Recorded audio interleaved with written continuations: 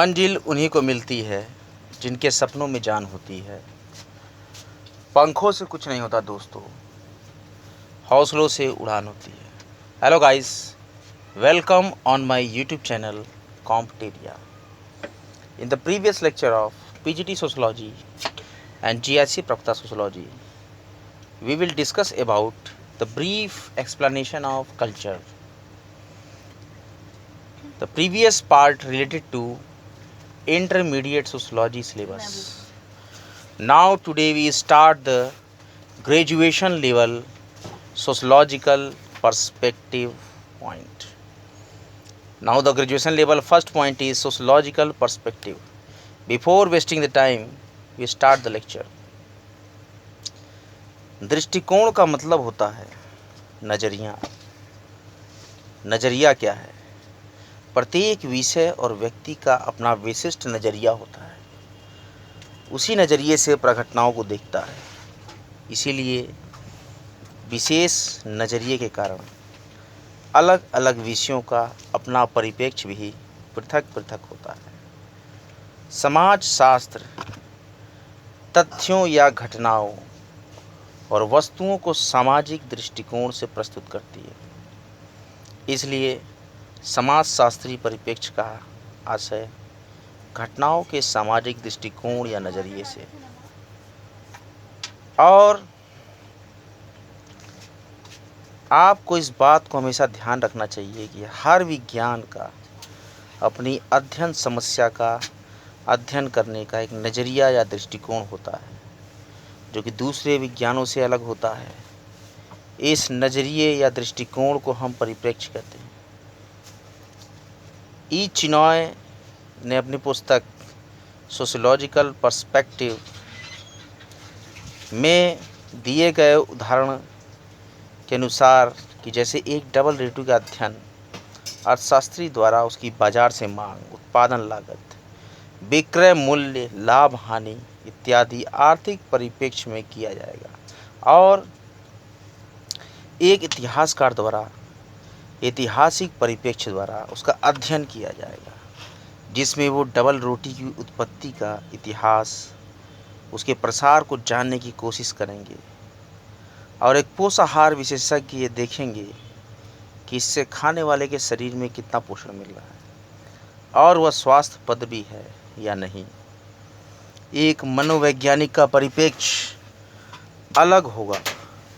वो इसका मूल्यांकन खान पान की आदतों के दृष्टिकोण से कर सकते हैं। लेकिन एक समाजशास्त्री परिप्रेक्ष्य से देखेंगे कि ये डबल रोटी सामाजिक संबंधों को कैसे प्रभावित कर रही है। प्रत्येक विज्ञान या घटना को अध्ययन करने का अपना एक विशिष्ट परिप्रेक्ष्य होता है। एक डबल रोटी सामाजिक संबंधों को कैसे प्रभावित कर सकती है। हमको ये ध्यान रखना चाहिए कि हो सकता है डबल रोटी खाते समय बच्चे आपस में झगड़ पड़े हों। हो सकता है इस बात को लेकर पति पत्नी या परिवार के अन्य सदस्य भी झगड़ लें। हो सकता है कि डबल रोटी खाकर बच्चे बहुत खुश हो जाएं और परिवार के सदस्यों में आपसी स्नेह अधिक प्रगाढ़ हो जाए। इसलिए हर वस्तु सामाजिक संबंधों को प्रभावित कर सकती है। समाजशास्त्री परिप्रेक्ष्य का अर्थ है कि परिप्रेक्ष्य शब्द अंग्रेजी पर्सपेक्टिव होती है। पर्सपेक्टिव लैटिन भाषा के पर्सपेक्ट से बना है। इसका मतलब है सीन थ्रू, किसी माध्यम से देखना या सिर से दूसरे सिरे तक देखना या निरीक्षण करना। समाजशास्त्री परिप्रेक्ष्य के संदर्भ में कई व्याख्याएं थियोडर्सन और थियोडर्सन ने कहा है। मूल्य, विश्वास, अभिवृत्ति और अर्थ व्यक्ति को संदर्भ और दृष्टिकोण प्रदान करते हैं। वो परिस्थिति का अवलोकन करता है, परिप्रेक्ष्य कहलाता है। लुंडबर्ग ने अपनी पुस्तक फाउंडेशन ऑफ सोशियोलॉजी में पर्सपेक्टिव को डिफाइन किया है। हमारी स्थापित आदतों की व्यवस्था के संदर्भ परिधि का निर्माण होता है। आदतों की यह व्यवस्था लोक भाषा में होती है, जिन्हें विश्वास, सिद्धांत या जीवन दर्शन कहा जाता है। गुडे और हार्ट ने अपनी पुस्तक मेथड्स इन सोशल रिसर्च में बताया है कि किसी घटना, वस्तु या स्थिति का अध्ययन विभिन्न प्रकार से किया जा सकता है। इनके अनुसार किसी विषय का अध्ययन क्षेत्र, प्रकृति, सिद्धांत, अवधारणाएं और परिभाषाएं उसके परिप्रेक्ष्य को निर्धारित करती है। समाजशास्त्री परिप्रेक्ष्य अध्ययन का एक दृष्टिकोण है जो इसे अन्य विज्ञानों से अलग करता है। समाजशास्त्री परिप्रेक्ष्य के अंतर्गत हम किसी भी घटना या स्थिति का अध्ययन उसके सामाजिक संबंधों और सामाजिक संस्थाओं, सामाजिक मूल्यों, परिस्थिति और भूमिका, सामाजिक परिवर्तन, सामाजिक नियंत्रण और सामाजिक व्यवस्था पर पड़ने वाले प्रभाव के संदर्भ में करते हैं। समाजशास्त्री परिप्रेक्ष्य के बारे में पीटर बर्जर की पुस्तक एन इन्विटेशन टू सोशियोलॉजी और C.W. मिल्स की पुस्तक सोशियोलॉजिकल इमेजिनेशन और एलेक्स इंकल्स की पुस्तक व्हाट इज सोशियोलॉजी ये महत्वपूर्ण है। समाजशास्त्री परिप्रेक्ष्य को दो प्रकार से देखा जा सकता है: वैज्ञानिक परिप्रेक्ष्य और मानवीय परिप्रेक्ष्य। समाजशास्त्र के सभी संस्थापक प्रतिपादकों ने समाजशास्त्र के वैज्ञानिक दृष्टिकोण का समर्थन किया है, लेकिन जर्मन समाजशास्त्री विल्हेम डिल्थे ने सर्वप्रथम वैज्ञानिक परिप्रेक्ष्य के विपरीत मानवतावादी परिप्रेक्ष्य का समर्थन करते हुए मानवीय विज्ञान की स्थापना का समर्थन किया। मैक्स वेबर के वर्स्ट्रेहेन की अवधारणा भी डिल्थे से ही प्रभावित थी। वर्स्ट्रेहेन जर्मन शब्द है जिसका मतलब होता है समझ। वर्स्ट्रेहेन समाजशास्त्री अध्ययनों में व्यक्ति परकता का समर्थन करता है, लेकिन वैज्ञानिक परिप्रेक्ष्य के लिए अध्ययनों में वस्तुनिष्ठता का होना आवश्यक है, ऑब्जेक्टिविटी होनी चाहिए। वैज्ञानिक दृष्टिकोण में समाजशास्त्री परिप्रेक्ष्य को सैद्धांतिक दृष्टिकोण से दो तरीके से हम विभाजित कर सकते हैं। पहला है मैक्रो थ्योरीज, बृहद सैद्धांतिक परिप्रेक्ष्य, प्रकारवादी सिद्धांत जो कि दुर्खाइम और पार्सन्स के हैं, और संघर्षवादी सिद्धांत जो कि मार्क्स ने दी। और दूसरा है सूक्ष्म सैद्धांतिक परिप्रेक्ष्य, माइक्रो थ्योरीज, अंतःक्रियावादी सिद्धांत और प्रतीकात्मक अंतःक्रियावादी सिद्धांत जो G.H. मिड ने, जैसे कि फेनोमेनोलॉजी और एथनोमेथोडोलॉजी। एलेक्स इंकल्स ने समाजशास्त्री परिप्रेक्ष्य को तीन भागों में वर्गीकृत किया है। ऐतिहासिक परिप्रेक्ष्य, इसमें इंकल्स ने सभी क्लासिकल सिद्धांतकारों को शामिल किया है, विशेष रूप से समाजशास्त्र के संस्थापक समाजशास्त्री काम्टे, स्पेंसर, दुर्खाइम, मार्क्स और वेबर के योगदान को इसमें शामिल किया जा सकता है। दूसरा है अनुभाविक परिप्रेक्ष्य, इसमें क्षेत्रीय अध्ययनों के आधार पर सामाजिक मानवशास्त्रियों के योगदान को शामिल किया गया है, जैसे Radcliffe brown, मैलिनोवस्की, M.N.. Srinivas, Dubey और घुरिये। तीसरा है विश्लेषणात्मक परिप्रेक्ष्य, यह नवीन आलोचनात्मक सिद्धांतों और फ्रैंकफर्ट स्कूल के मार्क्सवादी सिद्धांतकारों को सम्मिलित करता है। एक विशिष्ट समाजशास्त्री दृष्टिकोण से सामाजिक प्रघटनाओं को समझने का प्रयास सबसे पहले अगस्त काम्टे ने किया था। किसी अध्ययन में अनेक संप्रदायों का जन्म विश्लेषण की विषय वस्तु के प्रति दृष्टिकोणों की अनेकता के परिणाम स्वरूप होता है। एक ही वस्तु या प्रघटना का अध्ययन अलग अलग विज्ञान कर सकते हैं, लेकिन उनके अध्ययन के दृष्टिकोण सर्वथा भिन्न होंगे।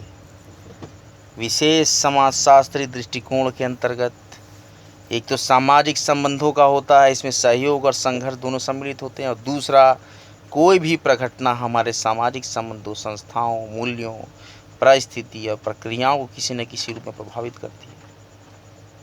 किंग्सले डेविस ने कहा है कि विभिन्न सामाजिक विज्ञानों की प्रकृति में भिन्नता केवल उनके दृष्टिकोण और ध्यान से संकेंद्रण में।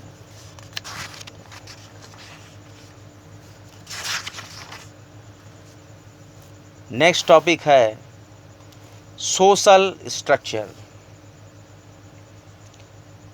हर्बर्ट स्पेंसर ने सर्वप्रथम संरचना के साथ प्रकार का प्रयोग किया और रैडक्लिफ ब्राउन पहले व्यक्ति थे जिन्होंने 1910 में इसका प्रयोग किया प्रकार का। इमाइल दुर्खिम ने समाजशास्त्र पर जो व्याख्यान दिए उनका शीर्षक सोशल स्ट्रक्चर रखा है।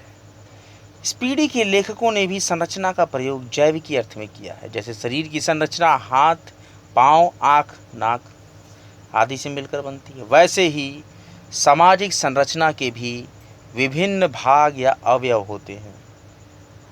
सामाजिक संरचना का अर्थ और उसकी परिभाषाएं। सामाजिक संरचना के अंग या भाग मनुष्य ही हैं और स्वयं संरचना द्वारा परिभाषित और नियमित संबंधों में लगे हुए व्यक्तियों की एक क्रमबद्धता है। ये रैडक्लिफ ब्राउन ने कहा है। ये कहते हैं कि हम व्यक्तियों का अध्ययन संरचना के संदर्भ में ही कर सकते हैं। व्यक्ति परस्पर सामाजिक संबंधों द्वारा बंधे हुए होते हैं। इन संबंधों द्वारा ही संरचना का निर्माण होता है। दूसरी परिभाषा महोदय पार्सन्स करते हैं, सामाजिक संरचना परस्पर संबंधित संस्थाओं, एजेंसियों और सामाजिक प्रतिमानों और साथ ही साथ समूह के प्रत्येक सदस्य द्वारा ग्रहण किए गए पदों और कार्यों की विशिष्ट क्रमबद्धता को कहते हैं। पार्सन्स ने परिभाषा में मुख्यतः विशेषताएं बताई हैं कि सामाजिक संरचना का निर्माण अनेक इकाइयों जैसे व्यक्तियों के पद, भूमिकाओं, संस्थाओं, प्रतिमानों के द्वारा होता है। इन इकाइयों में परस्पर अर्थपूर्ण संबंध होते हैं। सामाजिक संरचना की इकाइयों में क्रमबद्धता पाई जाती है, ये व्यवस्थित होती है। सामाजिक संरचना अमूर्त धारणा है क्योंकि इसका निर्माण अमूर्त पक्षों जैसे सामाजिक संबंधों, संस्थाओं, प्रतिमानों, पदों और भूमिकाओं के द्वारा होता है। कोजर और रोजनबर्ग कहते हैं कि संरचना का तात्पर्य सामाजिक इकाइयों के तुलनात्मक, स्थिर और प्रतिमानित संबंधों से। ये स्पष्ट करते हैं कि सामाजिक संरचना का निर्माण सामाजिक इकाइयों जैसे कि समूह, संस्थाओं, पद, भूमिकाओं आदि से होता है। यह इकाइयाँ व्यवस्थित और तुलनात्मक रूप से स्थायी होती हैं। सामाजिक संरचना की अवधारणा का प्रयोग समाजशास्त्र और मानवशास्त्र दोनों में होता है। इन दोनों विज्ञानों में इसका अलग अलग प्रयोग हुआ है। मोरिस जिन्सबर्ग ने रीजन एंड अनरीजन इन सोसाइटी में सामाजिक संरचना को परिभाषित किया है। ये कहते हैं कि सामाजिक संरचना का अध्ययन सामाजिक संगठन के प्रमुख स्वरूपों, समूहों, समितियों, संस्थाओं के प्रकार, इन सब के संकुल समाज का निर्माण होता है, इससे संबंधित है। और सामाजिक संरचना के एक संपूर्ण क्षेत्र के विश्लेषण का समावेश होगा। एस.एफ. नाडेल ने थ्योरी ऑफ सोशल स्ट्रक्चर में लिखा है कि सामाजिक संरचना अनेक अंगों की एक क्रमबद्धता को स्पष्ट करती है। ये तुलनात्मक रूप से यद्यपि स्थिर होती है, लेकिन इसका निर्माण करने वाले अंग स्वयं परिवर्तनशील होते हैं। इस शब्द का प्रयोग हार्वर्ड, स्पेंसर और दुर्खाइम ने किया था, और अब तो इतना अधिक सामान्य हो गया है कि अब यह सामाजिक व्यवस्था, संगठन, संकुल, प्रतिमान, प्रारूप, यहाँ तक कि समग्र रूप से समाज का पर्यायवाची हो गया है। कार्ल मैनहीम ने आइडियोलॉजी एंड यूटोपिया में परिभाषित करते हुए लिखा है कि सामाजिक संरचना अंतःक्रियात्मक सामाजिक शक्तियों का एक जाल है, जिससे अवलोकन और चिंतन की विभिन्न प्रणालियों का जन्म होता है। यह जाल को मैनहीम ने एक व्यवस्थित प्रतिमान के रूप में प्रस्तुत किया है। एक जाल के विभिन्न तारों के मध्य एक क्रमबद्धता होती है। इसी प्रकार सामाजिक संरचना भी एक जाल के विभिन्न तारों के मध्य एक क्रमबद्धता को प्रदर्शित करती है। इसी प्रकार सामाजिक शक्तियों से मैनहीम का आशय सामाजिक नियंत्रण के उन साधनों से है जो व्यक्ति और समूह के जीवन को स्थायित्व प्रदान करने में मदद देते हैं। टालकट पार्सन्स ने भी सामाजिक संरचना को परिभाषित करते हुए लिखा है कि सामाजिक संरचना परस्पर संबंधित संस्थाओं, एजेंसियों और सामाजिक प्रतिमानों और साथ ही समूह में प्रत्येक व्यक्ति द्वारा ग्रहण किए जाने वाले पदों और कार्यों की क्रमबद्धता से है। मैकाइवर और पेज ने अपनी पुस्तक सोसाइटी में लिखा है कि समूह निर्माण के विभिन्न तरीके संयुक्त रूप से सामाजिक संरचना के जटिल प्रतिमान का निर्माण करते हैं।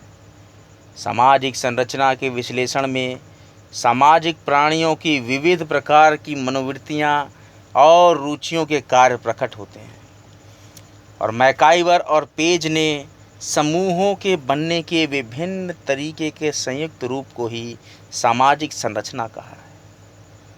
इनके अनुसार सामाजिक संरचना एक अमूर्त धारणा है। मैकाइवर और पेज ने एक अन्य स्थान पर लिखा है कि यदि हम एक हवाई जहाज़ से नीचे की ओर एक शहर या गांव या सामाजिक निवास के अन्य क्षेत्र को देखें, तो हम मकान, राजपथ, पुल और मानव वृत्तियों के अन्य निर्देशनों को देख सकेंगे। यहाँ तक कि हम स्वयं मनुष्य को भी देख सकते हैं। इस समाज को देख नहीं सकते, उसके बाह्य पक्षों को भले ही देख लें। हैरी एम जॉनसन ने भी सामाजिक संरचना के लिए लिखा है कि किसी वस्तु की संरचना उसके अंगों के अपेक्षाकृत स्थायी अंतर संबंधों से निर्मित होती है। स्वयं अंग से ही कुछ स्थायित्व के अंश का ज्ञापन होता है। चूँकि सामाजिक व्यवस्था लोगों के अंतर संबंधित कृत्यों से बनती है, इस कारण उसकी संरचना को इन क्रियाओं में पाई जाने वाली नियमितता या पुनरावृत्ति की मात्रा में खोजना चाहिए। कोजर और रोजनबर्ग ने सोशियोलॉजिकल थ्योरी में परिभाषित करते हुए लिखा है कि संरचना का तात्पर्य सामाजिक इकाइयों के तुलनात्मक स्थिर और प्रतिमानित संबंधों से है।